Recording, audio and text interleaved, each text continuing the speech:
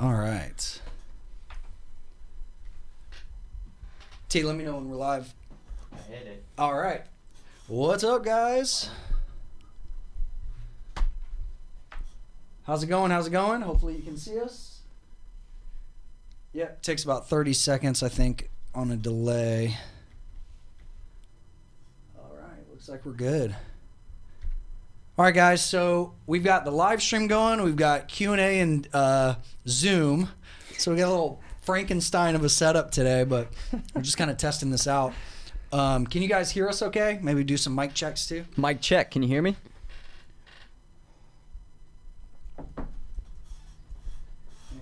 How's that working? Looks good.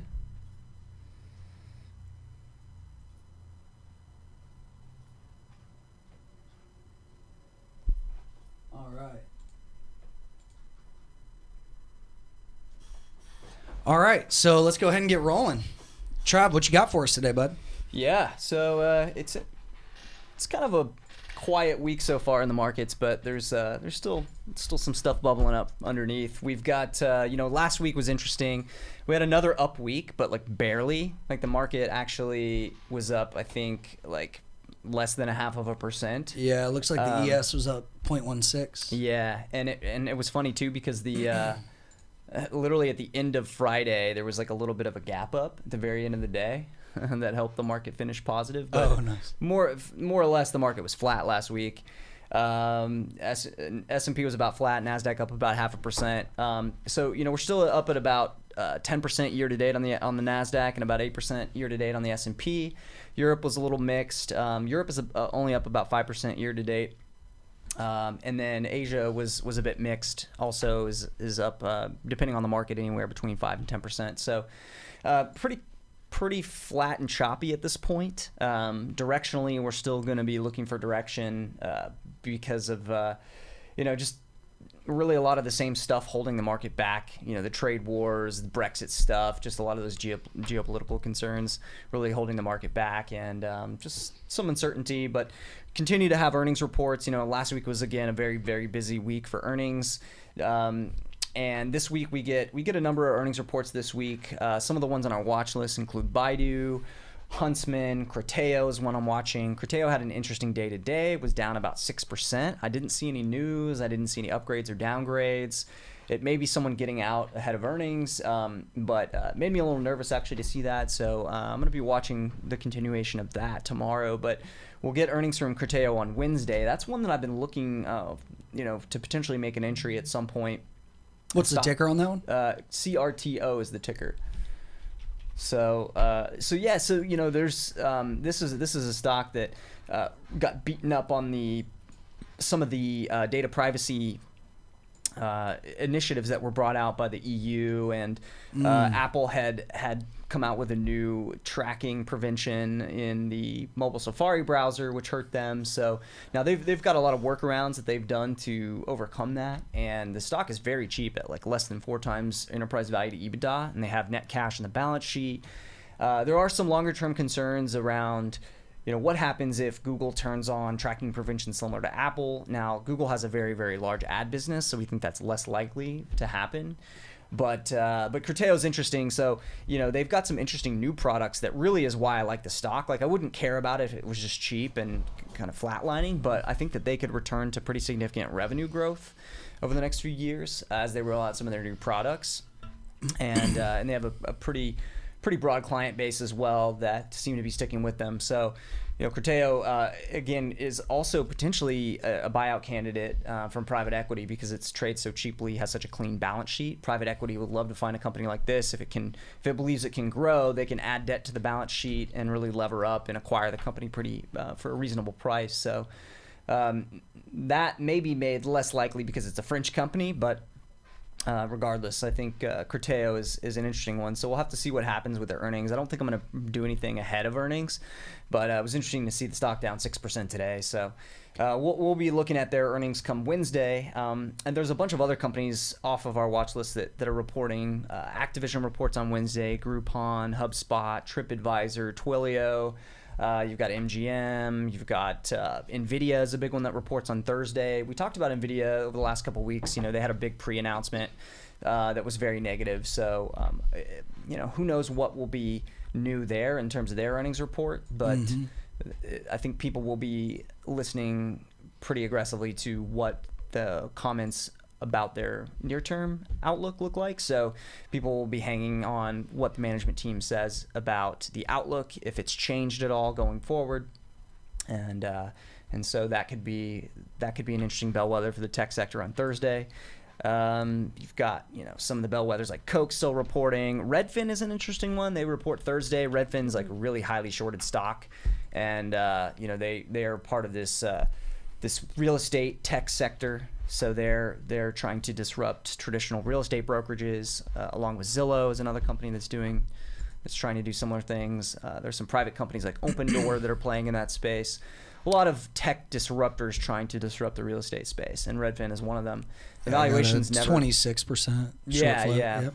26% of the short is or the float is short, and they've never been one that's traded at a very cheap multiple. So I haven't really been able to, get too aggressive on it or really get too positive about it, just based on like the stock already baking in a lot of positive future results. So, but it is highly shorted, so there could be moves there. Are you waiting for something in particular, or just kind of watching it? Yeah, I'm just kind of watching it. I think potentially, if that stock cracks, I could see it being down, 50% over a couple months. I think that's why it's so highly shorted. People don't believe that the expectations that are built into the stock are going to come to fruition. So that's part of the reason I think it's so heavily shorted. But some traders may be playing it for the opposite, for an upside pop. If their guidance is above expectations, then with that short float, you could really see a massive move higher. I don't really want to own it here. I'd like to see this thing sell off 50% before I get involved, but it's an interesting one to watch. And then, you've got Baidu on Tuesday, like I mentioned, Shopify on Tuesday. Vico, I think, may have just reported after the bell. I haven't had a chance to look, but they're sort of a bellwether for the LED and some of the semiconductor stocks. On Friday, you get John Deere, PepsiCo. So there's still a lot of reports to be given in earnings this week. So we'll be watching that. Next Monday is a U.S. market holiday, so there'll be a shortened week next week. But we get a full trading week this week. And in terms of macro data, the big one this week that most people are going to be watching is the inflation data. So I believe that comes out on Wednesday, and so that'll give us inflation data for January in the U.S. And a lot of people, including the Fed, watch that pretty closely. So the inflation rate will be pretty important to watch. That will have ramifications for potential rate increases for the rest of the year. So if we see inflation really starting to pick up again, then the market's going to get worried about rate increases again. So we'd like to see that inflation number come in, sub 2% would be great. But we'll be watching that. And then, of course, we get our usual initial jobless claims on Thursday. The initial jobless claims from last Thursday looked pretty good. After a big pop in the prior week, it did come back down to about 230K, so that number was okay. Also watching crude a little bit and some of the energy markets to see what happens there this week. Crude was down 5% last week, so just watching that for any major breaks one way or the other. Yeah, technically I was looking at the crude futures, and you can see now it's kind of trapped in between like 45 and 55. Yeah. After it had like that 100% extension, topped out around 75, then the sharp sell-off. So yeah, I'm kind of watching that as well. Yeah. So one of the stocks on our watch list, Devon Energy, is one that I've been eyeing. It had been down on the crude sell-off last week, but never really got to a level at which I was pounding the table for a buy yet. So I do think it's a cheap stock, and I'll be continuing to watch Devon. It's just a really well-run company with a great management team. They're one of the only E&P companies that seems to really care about shareholders. So they've been focusing on trying to generate free cash flow, which is really unusual for an E&P. Imagine that, right? Actually trying to generate cash flow in excess of your capital spending. What? That's crazy. Who does that? Yeah. So yeah, normally like a lot of these oil and gas and E&Ps, anytime they generate free cash flow, they just invest it back into trying to develop more wells or new wells, or buying other companies that have, oil and gas producing assets in other regions. So it's nice to see, especially in an oil price environment where you have a potentially weakening oil price, the companies be disciplined about how they're using their capital in the oil and gas space. So Devon, that's one of the reasons why I like Devon and I'm watching it. It's also, the stock's down a lot over the last 6 months, so trades at a reasonable multiple. So yeah, other than that, in terms of reports last week that we were watching, Fiat Chrysler, which we've talked about a bit, reported earnings. Their guidance was a little bit underwhelming. I think the market was expecting them to guide to operating income in excess of $7 billion for 2019. I think they came in more like 6.4, 6.5. So the market was a little bit disappointed in their guidance. I don't worry about that as much because companies typically are going to set up guidance so that they can beat it. And so when guidance for the year is a little bit weak, if there's nothing else that they're really talking about in terms of near-term weakness, I don't worry about that too much. And again, we have a nice special dividend that we'll be getting later in the year from Fiat Chrysler. Do you own this or? Yeah, okay. I own a little bit of Fiat Chrysler, and I think we're getting to a point too at which I could look to buy a little bit more here in the low 14s or even sub 14 if it continues to sell off a little bit. So we're talking about a 9 or 10% special dividend yield. They're also going to initiate a regular dividend this year. I'm sorry, and trading for about 5 to 6 times this year's expected earnings, and that's after their guidance cut. So a really cheap stock in the auto sector. It's improved its balance sheet a lot over the last couple of years, has delevered, it's one that I like in terms of playing the auto sector. We talked a little bit about Ford in the channel today because someone had asked about, Ford looks cheap, decent dividend yield. Ford's balance sheet isn't as good as Fiat Chrysler and trades for a slightly higher multiple, so that's why I tend to like playing the auto sector through Fiat Chrysler a little bit more. Gotcha. Well, 7% on Ford. Yep. So that's Fiat Chrysler. Twitter, I've been watching that. Haven't been super excited by it, and actually after the report last week, I'm less excited in it even than I was because their guidance actually suggests that they have pretty rapidly moderating revenue growth this year. So if you want to pull up like a Rocket Financial or something that can show just a quick overview of their quarterly financials, we'll take a look here and I'll show you what I mean. So Twitter last year, early to middle last year, their revenue growth rates were actually accelerating. Yeah, so if you... Here you go, Trav. You want to take the... Yeah, let's just navigate here. We're just going to pretend we know what we're doing. And I'm going to pull up their quarterly financials so you can see their revenue growth rates. So you'll see here their year-over-year revenue growth rates. Q1 of last year, it had accelerated, right, from a negative to flat revenue growth in the prior year. All of a sudden, they were jumping up to 20%, 24%, then almost 30% revenue growth in Q3. Now, they just reported Q4 for 2018, and you can see that the revenue growth rate had moderated a little bit. Now, their guidance for Q1 2019 actually suggests at the revenue midpoint of their guidance actually suggests 13% annual revenue growth.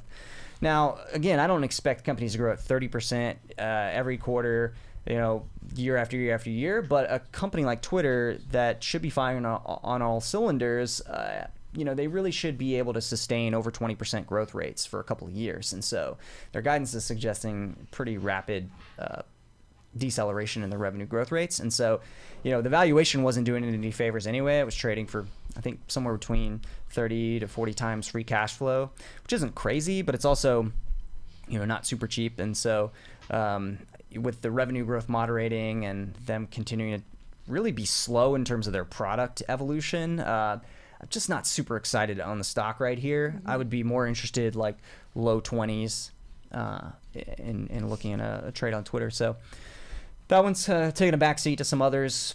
Some interesting developments with Tencent, which is on our watch list. I don't know. Someone was asking about Activision in the channel recently. Tencent, as you all know, is one of the big drivers of Tencent is their gaming division, and of course within their gaming division, Epic Games, which owns Fortnite, has been a big driver of positive sentiment and revenue growth for Tencent. So Fortnite has been a pretty big sensation over the last year. Well, as of last week, it has been unseated in terms of the top game mindshare wise with gamers. EA actually put out a game called Apex Legends. I don't know if any of you are gamers, but you can pull up Twitch perhaps and see that Apex Legends is now the top streaming game on Twitch, and so there's been really positive feedback on the Apex Legends game, and now it is. We don't know if it's for sure going to unseat Fortnite, but it looks right now at least like Fortnite is going to be under some pressure, and so I'm actually a little bit cautious on Tencent here.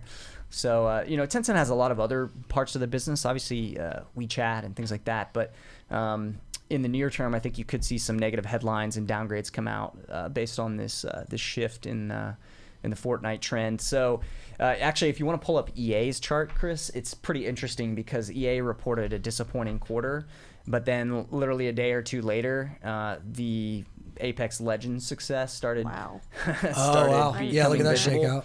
So you had a sell off and then a really quick bounce back on EA, and Apex Legends is potentially could be a big new franchise for EA. So. Yeah, Have you played it? No, I didn't. I wasn't involved in EA stock at all. Yeah, I'm actually. Oh, I mean the game. Oh no, I haven't played the game yet. But I was thinking about maybe getting into it. I've just been too busy, but I got to keep myself away from video games. But yeah, they the streamers and a lot of the top pro gamers have been really positive on the game overall. So EA, I haven't loved EA as far as the stock because the valuation's been high. Their reviews on a lot of their games and their online transaction systems have been really bad. Like EA's been getting totally roasted on Reddit and Twitch and other places. They've been having some controversy against those loot boxes and stuff too, right? Yep, the loot boxes could see new regulations ban a lot of what they've done there. So yeah, and EA's just been a really bad player in terms of how they've treated gamers and how they've been monetizing their games and also just how they've released them. They've literally released games that were half finished. Yeah, and so EA has sort of destroyed a lot of the goodwill of their franchise. Reddit loves to hate on EA. Yeah. Now that all being said, EA continues to chug along and sell games. So, I was going to say this is a pretty large growing market right now. Yeah. Video games. So, at what point does something like this become attractive? Yeah. And the shift towards online distribution of games has really been a big driver of EA, Activision, Take-Two. A lot of those stocks over the last few years have been pretty big winners. Have you ever traded EA or? I have. Positions? Yeah, like probably about 6 or 7 years ago. Like down in the pits here, or it was probably somewhere in that range. Post 2008. Yeah, I liked the story about the transition to online distribution of video games. So I think 6 or 7 years ago, I owned some for some amount of time, but I sold it too soon, obviously, as I often tend to do.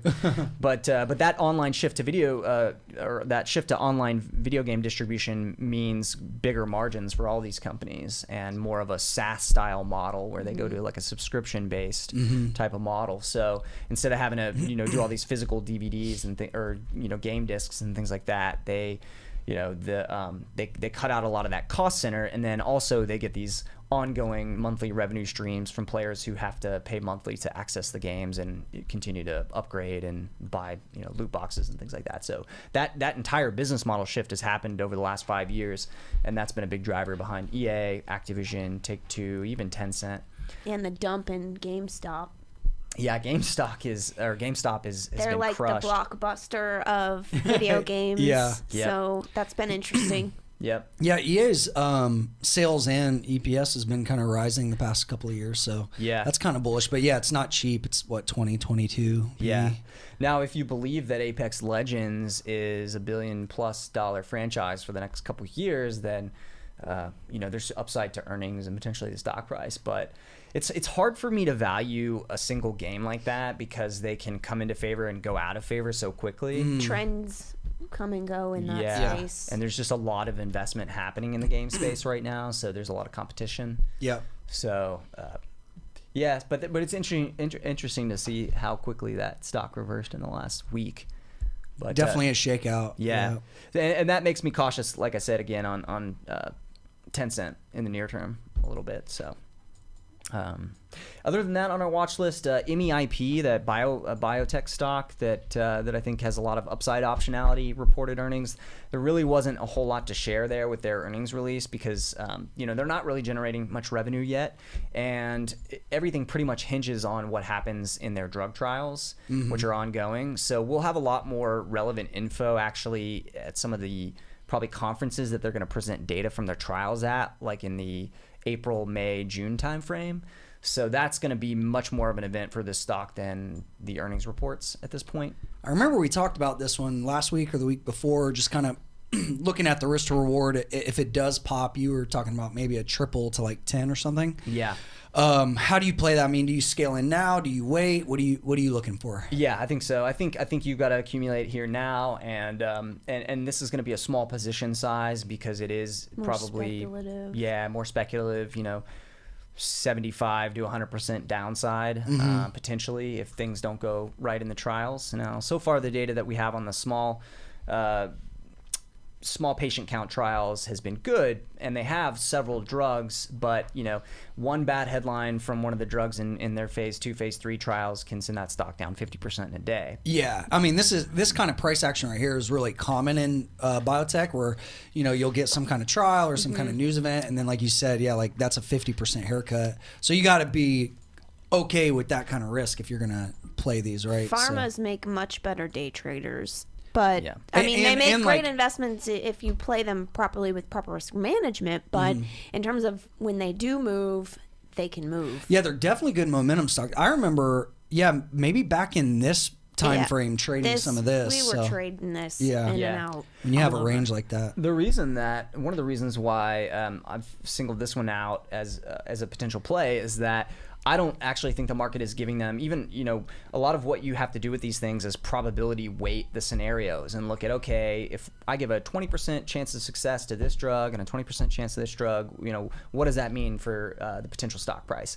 And usually that means, the stock trades roughly in line with the probability weighted outcomes. But in this one, it's not. Like this stock today should easily be a $6 to $10 stock based on like even low probabilities of success of their drugs.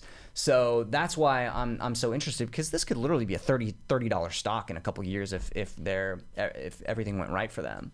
And on a probability weighted basis, even the stock should probably be somewhere between $6 and $10 today. So it's pretty undervalued relative to the scenarios, even with a low probability weighting. So that's one of the reasons why I like this one. I like the risk to reward. Yeah, exactly. You're really not overpaying for that potential upside like you are with some biotech stocks. So this one's just been washed out and no one's really paying attention. Cool. But so other than that, there's a little bit of trade talk stuff still floating around the market. We've got Secretary Mnuchin visiting China this week, and I mentioned, like I said, that inflation data on Wednesday. There's a tech conference, Goldman Sachs tech conference happening this week, so there could be some headlines from that. And then other than that, we'll just be watching these earnings reports and continuing to see if there's any major change in the direction of the market, and really just continuing to do work on stuff that we've been wanting to do work on and potentially buy at some point. Cool. You want to talk about I guess any other open positions you have, like Dropbox and stuff like that? Yeah, nothing really new in the Dropbox story. We alerted that, and there's really nothing new on that one this week. Just kind of waiting. What's your expectation on that? I mean, I'd like this to be like a longer term core holding that we can ride up to $35-$40 a share, and cool. It's kind of marching up away from us. So yeah, not a whole lot to be done there. in the near term. And this is where I guess the executive team is kind of incentivized to get it right, 40s to 50s. Is that kind of? Yeah, at least. Yeah, they even have some higher targets. I think we showed it last time. I saw like 90, up to 90. I thought. Yeah. It's like tiered, right? It's, like X percent it's or tiered, so many shares. it's tiered all the way from $30 a share to $90 a share. So, okay. But they have I think 9 years to get there now. So that $90 a share, can be hit within a pretty long period of time. So, but Gotcha. Did you go YOLO long on Deutsche Bank yet? No. Deutsche is interesting, right? We've talked about it a lot, but That's ugly. Yeah, it's really ugly. I was looking at UniCredit this week, which is a similar situation. It's an Italian bank that trades for less than half times tangible book value. They reported earnings and had a little bit of a pop on. It doesn't even look like they had a pop on this time frame chart. But I think the stock. Yeah, let's go down to the daily. Yeah, the stock was up. Range is tight. 5% on the day they reported last week. Okay. And took a little bit of a quick look at it. They had their fourth quarter reversed a trend of earnings in the prior quarters of last year that had been, things were looking steadily worse, but they actually had a pretty good fourth quarter report. And the stock trades for pretty cheap multiple relative to its book value. But again, this is another one that's a European bank that's been washed out over the last few years. And the hard part is figuring out what's the positive catalyst for these things. And so that's what I struggle with is, improving results could definitely be a catalyst. Like if UniCredit and Deutsche Bank can use this, and continue to build on it for the next several quarters and improve net income, then these things could get some nice pop in the stock. But we're also probably going to have some negative headlines from things like, no deal Brexit and things like that. So the German economy is weakening. The Italian economy seems to be weakening a bit too. So it's just from a macro perspective, these things are not looking great. But if they can continue to improve their quarterly results, I'd like to see probably another quarter or two of improving results. And then I would get more constructive on something like UniCredit. Cool. Nice. Any other open plays that you think are worth mentioning, or? Well, nothing that we haven't talked about that's really pressing at this moment. I guess you could pull up Fannie Mae. That one's,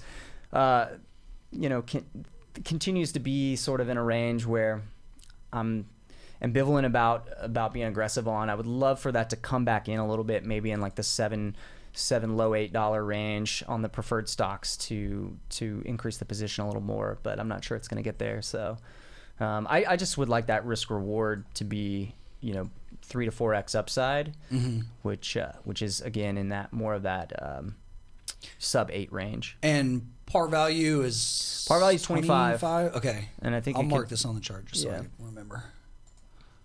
Yeah, so I think that's your upside case if the recapitalization happens and the preferred stocks get a piece of that. So nice.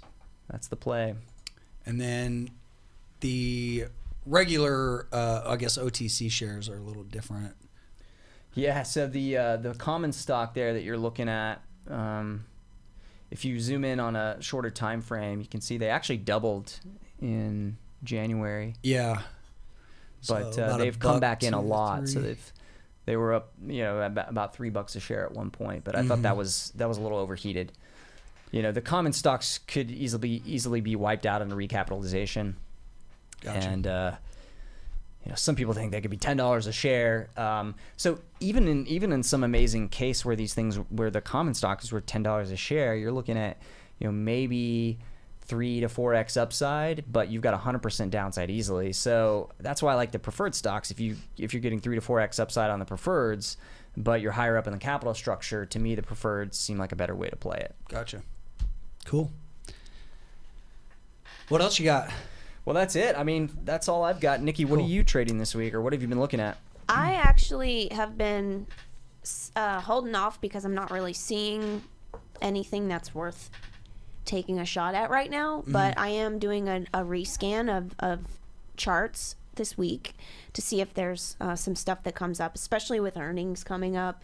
Could put some charts into the mix that have some momentum behind them. But the cannabis stuff, still watching it, but it's just kind of pulling back, taking a rest. Not much to say. Are there any ETFs of weed stocks? MJ MJ is the main ETF. Okay, I'll add that just to have kind of a Yeah, it kind of gives you an idea. This one? Yep. cool. Yeah, It's just to kind of have an invested in the idea, main- and you can see. I mean, it's not a pretty chart, but No. It actually, I think its Canopy Growth looks very similar to that.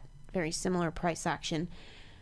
CGC is the ticker. oops. Yeah. There we go. This So little you can poll is see, in I there. feel like it's kind of leading the pack right now. See how it was very parabolic, and it needed Yeah. a pullback if it has any chance of continuation. So a lot of the cannabis stocks are following suit, and just kind of waiting it out and seeing what happens. OSTK was mentioned in the room, and that's definitely one that we're watching.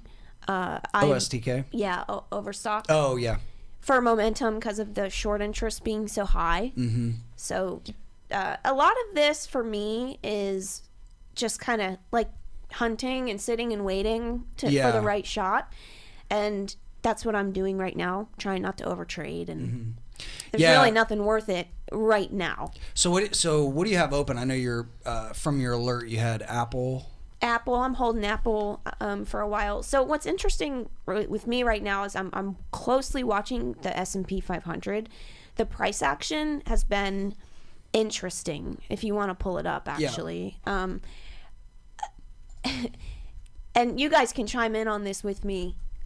But is that the daily? Yeah. Yeah. So what I'm finding is price has been so strong, and Travis, I know you're kind of waiting on a pullback too, right? Or being cautious about Yeah. buying up here too much. Yep. So what's interesting is price is consolidating at highs, and it's just staying there, and that is a very bullish sign when we see price consolidating after it's already run up a ton. Yeah. And it's not really given us that sharp pullback, and it's doing it again right now.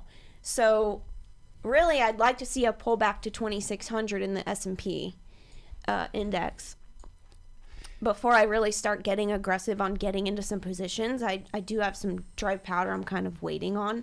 So if you can get maybe a retest of somewhere down in I this would level. like to see a retest of 2,600. I don't know if we're going to get it. I mean, we might. We'll see what happens with earnings and with all the news coming out, the economics. But that's kind of what I'm watching for. I'm not being too aggressive up here. I want to see if we're going to get a pullback. Uh-oh. Sneeze coming. Excuse me. Bless you.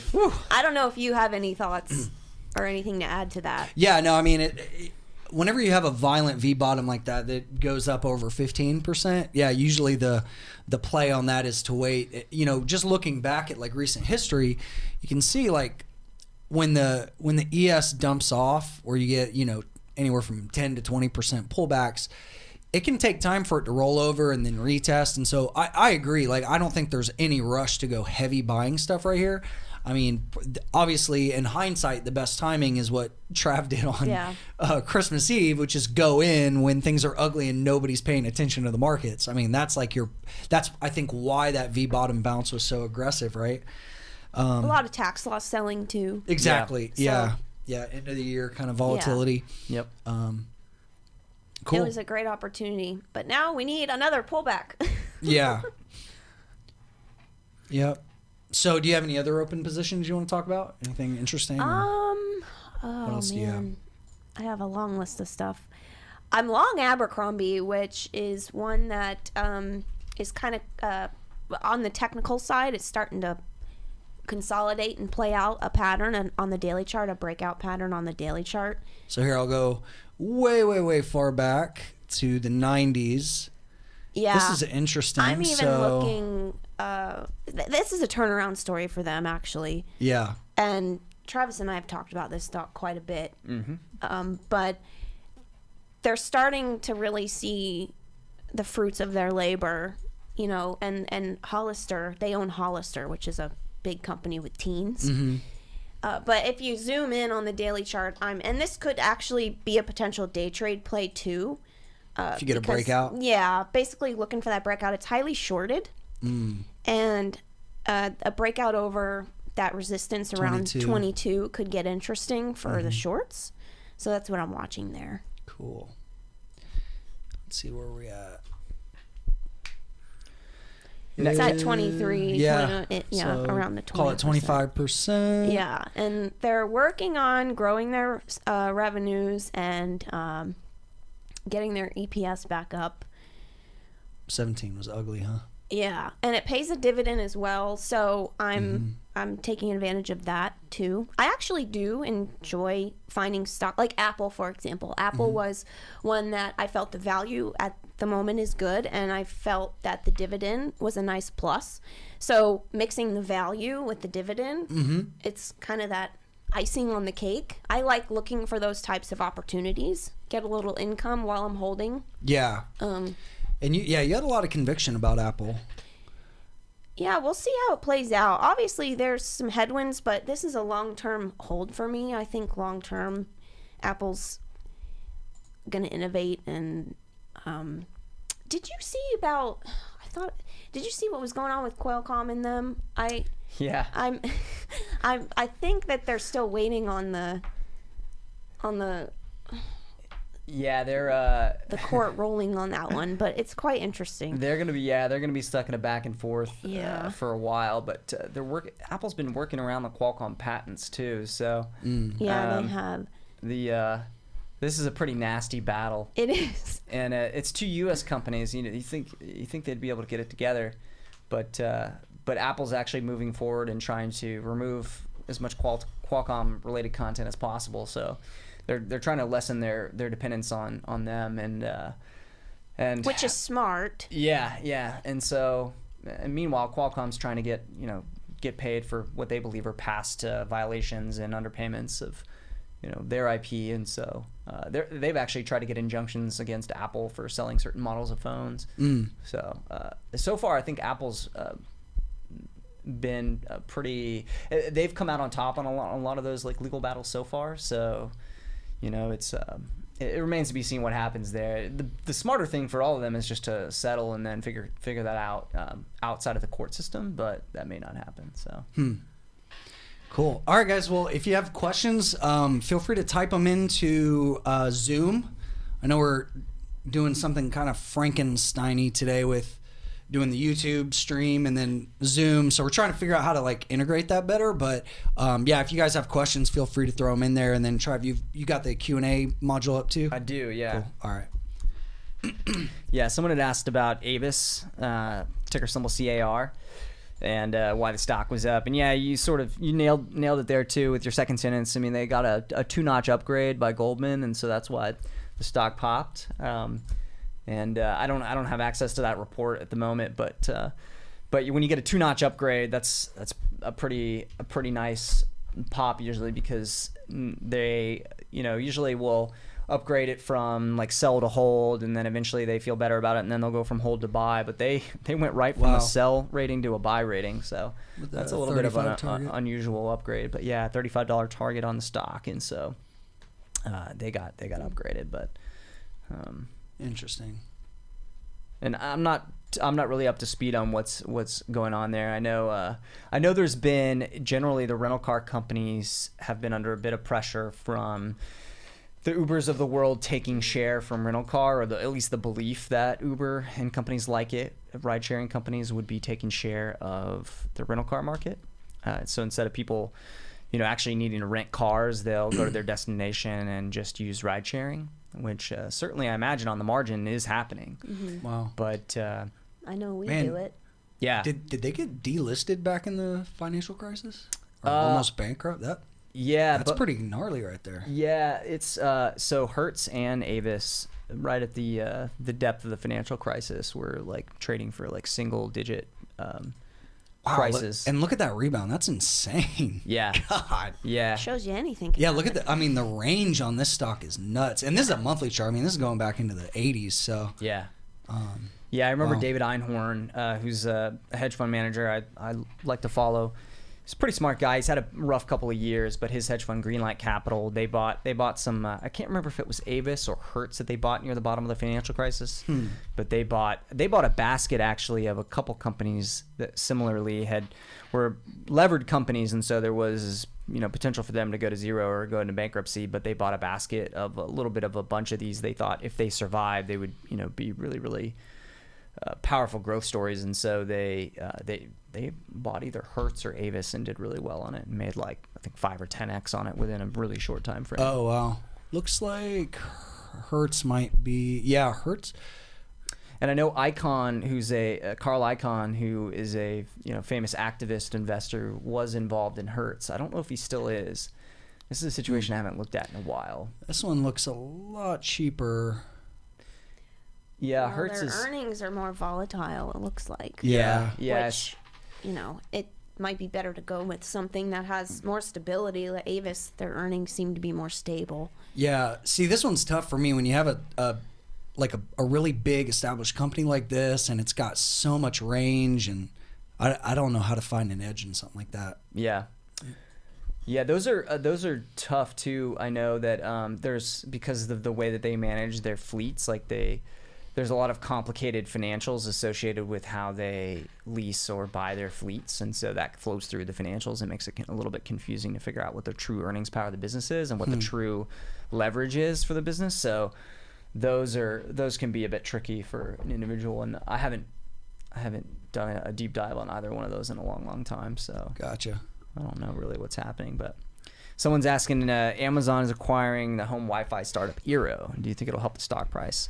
So I doubt that Eero is big enough to move the needle at Amazon. The problem with Amazon now, right, is that they need such large businesses to drive growth.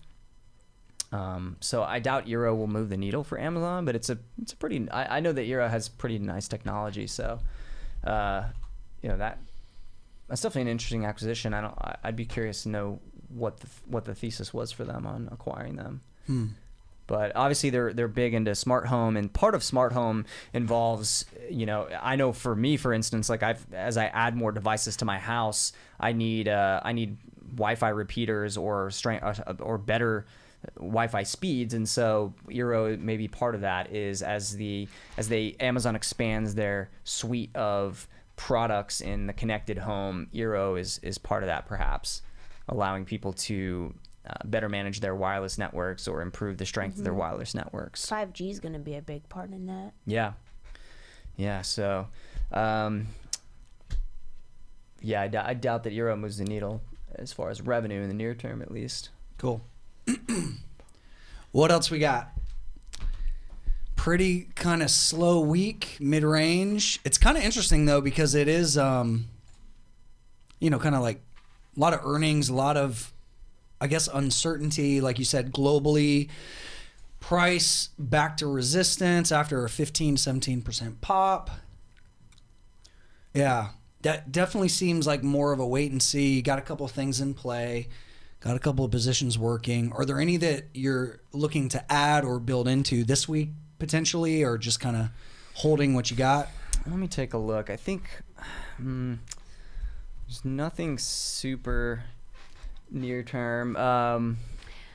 Roku is still one I'm watching. It's been coming off a little bit. They report earnings in a couple weeks, and I think their fundamentals are going to look really, really strong in the next report. So, have you taken profit on this at all, or a little bit? Okay. Yeah. And is this one, I guess, what's your expectation on Roku? Is this one that you're looking for a multi-year hold, or? Yeah, multi-year, $50 to $60 stock. So at 46, it's not super compelling. Yeah. But if it comes back down like 40 or high 30s, then I could potentially get more interested again. But I think their near-term fundamentals are going to look really good. And they had a pre-announcement, I think either early January or late December, I forget. But and that's where you got that nice pop. But it's sort of chopping around at this point. So if it tails off in front of earnings, I might take a little bite, but just sort of watching that one too. Yeah, I don't know. I mentioned Criteo earlier. That's one that reports on Wednesday. I probably won't do anything before earnings, but there could be an event. Depending on how that stock trades around earnings, there could be something there this week. Huntsman reports. Huntsman's a stock that I like. It's really just traded up about I think 15% or so from the lows over the last month and a half, but reports earnings this week, so there may be something there if the stock reacts dramatically one way or the other. How really much, Travis, of China are you investing in before we figure out what's going on with all this trade deal stuff? Are you like nibbling on some things, waiting to really get fully into certain positions? Yeah, like late last year, there were a couple stocks like Tencent, C-Trip, JD that I made some trades in, but at this point, I'm not looking to get any more aggressive unless like one of those stocks really has a major event. And like I mentioned earlier, Tencent, I'm actually less constructive on it now, so I don't think I'll be doing anything with Tencent. WB was another one, right? Oh yeah, and Weibo. Yeah. Are you in that one or? No, not anymore. And that's traded up above 60. And we were trying to get that. I think It's sub WB, 50. I think. Say what? WB. Oh, WBB. Weibo. I'm No, just WB. Yeah. There you go. Cool. Yeah. Yeah, it looked like at one point that might trade down back into the 50s, but then it's back up over 60 now. So It feels kind of a difficult thing to time right now with everything that's up in the air. So I Yeah. haven't made any moves, but I'm definitely interested. yeah, JD's still one that I think it hasn't really rallied a whole lot, and it still trades at a really cheap multiple. It's got a lot of optionality, and especially if we get some negative headlines as far as the trade wars go, like that could really punish some of these Chinese stocks and give us a trading opportunity. And That's kind of why I'm holding off, because Yeah. there's no guarantees, right, that this is all going to go smoothly. So Right. trying not to be too optimistic. A lot of people are out there saying China has to make a deal where it's going to happen, and there's all the, tidbits about talks are going well, but I'm trying not to get too caught up in all that. Yeah. Yeah, it's really, I think, advantageous to use macro-driven stuff like that to enter single names. Like JD, for instance, they do all their business in China for the most part, and or all their business in Southeast Asia, and so the trade war really shouldn't have that big of an effect on them, other than just kind of affecting the Chinese economy generally.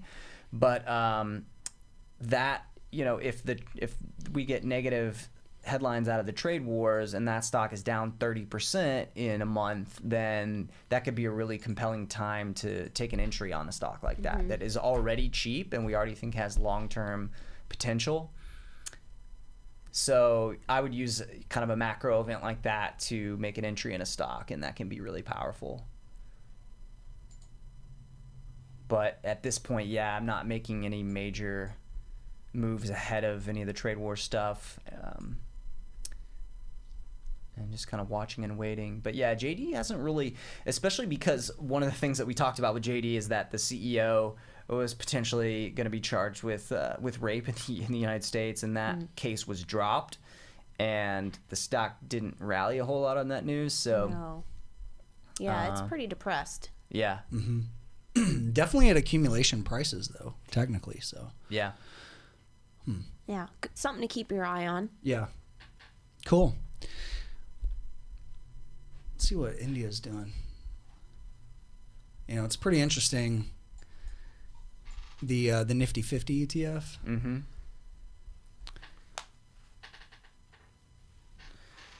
Yeah, I don't know. To me, I wouldn't short this, but I also don't want to long it. I mean, it's got a potential head and shoulders here, but Yeah. I don't know. There's so many variables to that. Yeah. The Nifty's interesting too because a lot of the stocks that make up that index are like large industrials or like large utilities and things like that, which will benefit from the growth of the Indian economy, but some of them are like, they're already like mega cap stocks, and I would almost be more interested in figuring out like what's the next like 10, 20 bagger in India that's like a small or mid cap that's going to be more like technology or consumer services or some play on the Indian consumer or the growth of the Indian middle class, maybe. Is there any way to get exposure to India other than these ETFs with like higher fees Yeah, I mean, you can buy some single stocks, but that are traded in the U.S. or? both. Well, there aren't that many traded in the U.S. that are Indian, but you can trade some Indian stocks. So, Okay. Yeah, I know that historically has been kind of challenging for retail investors, but yeah, there are some, and there are some that trade in London, and yeah, but that's a good question. I think it's probably worth doing some digging to figure out how many are actually tradable by yeah, investors outside of India. it's funny. We drove by the was it the Delhi stock? There was a stock exchange in Delhi, Old Delhi, and it was crazy. Like there was like no security. It was like the doors were just wide open. Shabby You remember that? chic. Yeah, that was crazy. I wanted to go in. I don't know why we didn't go in, but Wow. anyway, cool. So let's go ahead and wrap it up. Any other questions, comments? Any other markets you guys want to look at?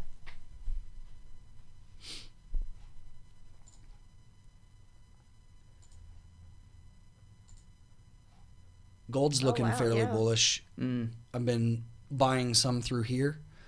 I don't really know. I don't know what to think about gold. I just accumulate, and stack away. If we do break, 1400, wouldn't be surprised to see a multi-year extension to maybe a new all-time high.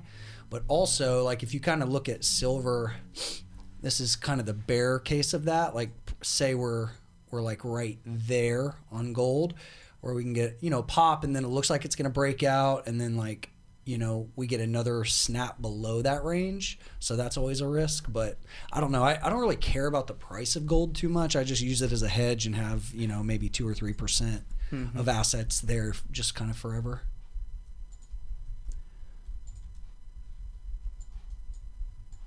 Yeah, good stuff.